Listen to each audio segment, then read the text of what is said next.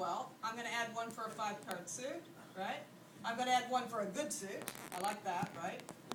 I like that I've got good spot cards. I'm going to go a little bit of a plus. Prime values. I've got prime values, right? That's certainly a plus, right?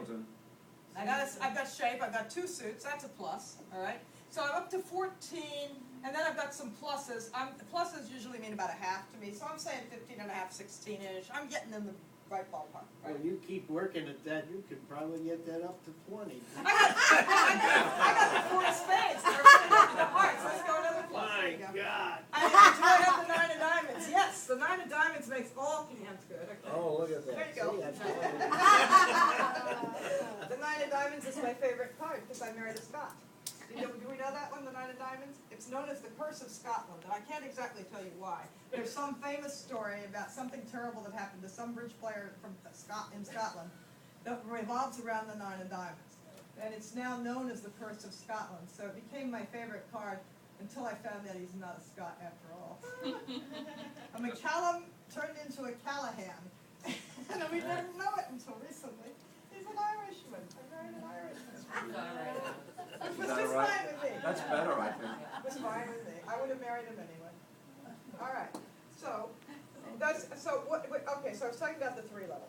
Now the 4 level, it's hard to put a number on it. If the opponents open the bidding at the 4 level and you have to make a takeout double, you can't really put a number on it. You need a good hand.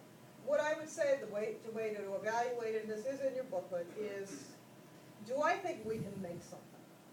If I think it's our hand at this level, I have to do something, right? I can't just sit there and die because the opponent's opened at the 4 level. On the other hand, it's a high level to get involved. So the thing, if you're going to double, you have to have a reason to believe that your side can make a contract at this level or higher. If you don't think so, then you should not be involved. Okay, it's not, and at some point we're going to have penalty doubles, so let's talk about that. Doubles at the 4 level and higher, I said, is that the major requirement we want is that the doubler believes it's our hand. Okay, that's your major requirement for a double. All right, I'm going to talk to you, I think, in other words, you don't double at the 4 level just because you think the opponents are going down. If you have that issue, all right, double doesn't say they're going down unless you are playing penalty doubles at that level, and we'll talk about that in a minute. But if you're defining your double as takeout, which most people do define double as takeout up to a certain point. If you're still at a level where your double is defined as takeout, then you can't double just because you think they're going down, because your partner's not going to get the message. So a lot depends on your partnership agreement, and there's no reason why you couldn't say in your partnership that all doubles at the 4 level and higher are penalty. You could do that. Might not work out well, I wouldn't recommend it, but I would say that you can play that, and that's fine. But if you don't, then you have to be careful about doubling just because you think they're going down.